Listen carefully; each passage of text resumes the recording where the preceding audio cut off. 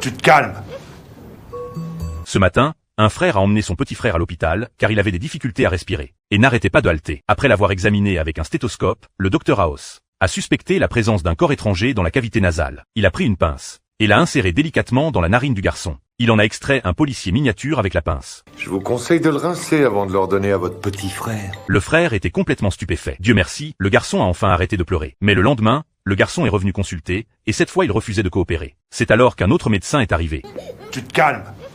Après cela, le garçon a finalement accepté de coopérer au traitement. House a alors extrait un pompier miniature, mais le garçon continuait de pleurer sans cesse. House voulait poursuivre l'examen, mais le frère pensait qu'une si petite narine ne pouvait pas contenir autant de choses. Mais l'instant d'après, Tu te calmes ou je te colle une baffe sur le nez.